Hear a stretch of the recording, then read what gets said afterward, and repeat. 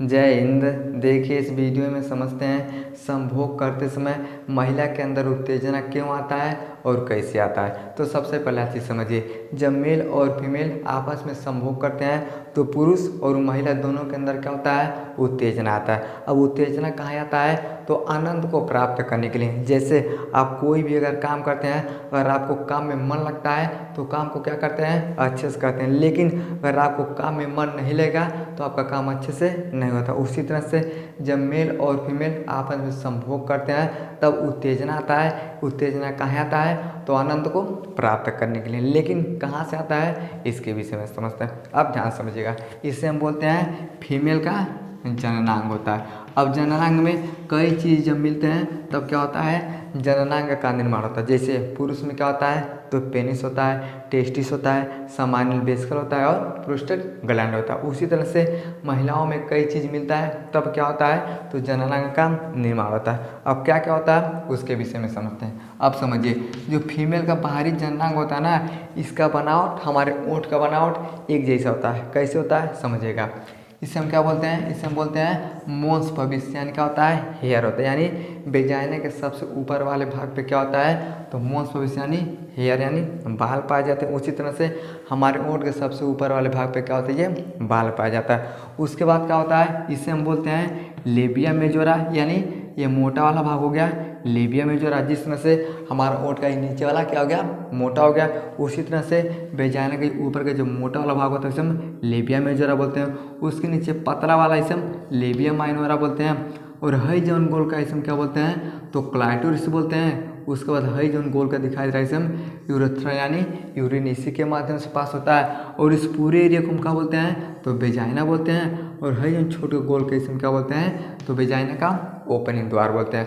अब इसके विषय में समझते हैं कि ये सब क्या होता है। समझिए, ये हो गया वेजाइन, इसे हम क्या बोलते हैं, तो योनि बोलते हैं। योनि का क्या होता है, हई जोन गोल का इसे हम क्या बोलते हैं, योनि का द्वार बोलते हैं। ये तो आपको समझ में आ रहा है। लेकिन ये क्लाइटोरिस क्या होता है, इसका काम क्या होता है, इसके विषय में समझते हैं। अब ध्यान समझिएगा, ये जो क्लाइटोरिस होता है योनि द्वार के ऊपर होता है। मटर के दाने जैसा क्या होता है, इसका आकार होता है। यानी ये जो गोल है क्या होता है, मटर के दाने जैसा इसका आकार होता है। ये बाहर से कैसा होता है, तो बाहर से देखने पे ये 0.5 सेंटीमीटर से लेके 1 सेंटीमीटर का होता है। कौन होता है, यानी क्लाइटोरिस। अगर बाहर से क्लाइटोरिस को देखा जाएगा ना, तो इसका लंबाई कितना होता है, 0.5 सेंटीमीटर से लेके 1 सेंटीमीटर का क्या होता है, इस क्लाइटोरिस का लंबाई होता है। लेकिन आंतरिक भाग क्या होता है, तो 7 से लेके 12 सेंटीमीटर का। अगर बाहर से देखते हैं तो 0.5 सेंटीमीटर से लेके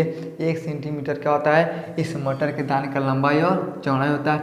लेकिन जब आंतरिक संरचना देखिएगा ना, इसका आकार क्या होता है, बढ़ जाता है। कितना होता है, तो 7 से लेके 12 सेंटीमीटर। अब थोड़ा समझिएगा। अब मान लीजिए ये हो गया बाहरी संरचना, और अंदर से क्या होता है, तो अंदर से इतना बड़ा होता है। अब इसका लंबाई कितना हो गया, तो अंदर से 7 से लेके 12 सेंटीमीटर का क्या होता है, इस क्लाइटोरिस का लंबाई होता है।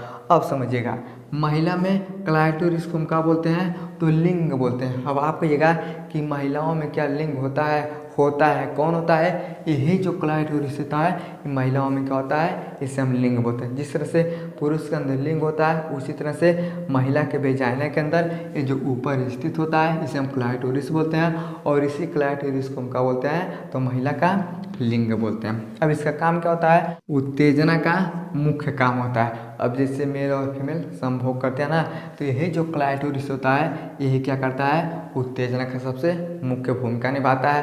अगर क्लाइटोरिस काम नहीं करेगा तो किसी भी महिला में उत्तेजना नहीं आ सकता है। तो जैसे संभोग किया जाता है ना, तो क्लाइटोरिस को क्या किया जाता है, स्पर्श किया जाता है, चाहे किसी भी माध्यम से, चाहे हाथ से चाहे पेनिस से। तब क्या होता है, तब महिला के अंदर से उत्तेजना आना शुरू होता है। अगर ये उत्तेजना नहीं आएगा तो संभोग करने में आपको आनंद नहीं आएगा। और जब आनंद नहीं आएगा ना, तो जो आपका संतान पैदा होगा ये किसी भी तरह से हो सकता है। अब क्या हो सकता है, तो क्रोमोसोम होता है कितना, 46 कितना होता है, तो 46 क्रोमोसोम पाया जाता है। महिला के अंदर XX होता है और पुरुष के अंदर एक्स और वाई हो जाता है। तो जब आदमी का दिमाग एकदम कॉन्सेंट्रेट रहता है, यानी फुल दिमाग उसी पे रहता है कि संभोग पे, तब तो भैया ये क्रोमोसोम का लेन देन ठीक हो जाता है। लेकिन अगर आपको आनंद नहीं आता है, मज़ा नहीं आता है, तो अब अच्छे से संभोग नहीं कर पाइएगा। अब जब अच्छे से नहीं कर पाइएगा तब पता चलता है एक क्रोमोसोम ज़्यादा हो जाएगा चाहे कम हो जाएगा। अब ज़्यादा हो जाएगा तब वो लड़का में दिक्कत हो जाएगा, और कम हो जाएगा तब वो दिक्कत हो जाएगा। इसलिए ये क्या होता है, ये क्लाइटोरिस होता है, उत्तेजना आता है, जिसके कारण से लोगों का अपना दिमाग क्या होता है, पूर्ण रूप से स्थिर होता है। समझ गया। तो जो क्लाइटोरिस होता है ये उत्तेजना का मुख्य काम करता है, और चरण सीमा तक ले जाने का काम किसका होता है, तो इसे क्लाइटोरिस का होता है। समझ गया। आई होप आपको समझ में आ गया ये क्लाइटोरिस क्या होता है, महिला उत्तेजित कैसे होती है, उत्तेजित होने का कारण क्या होता है। समझ में आ गया। तो वीडियो को लाइक से सब्सक्राइब जरूर करें। जय।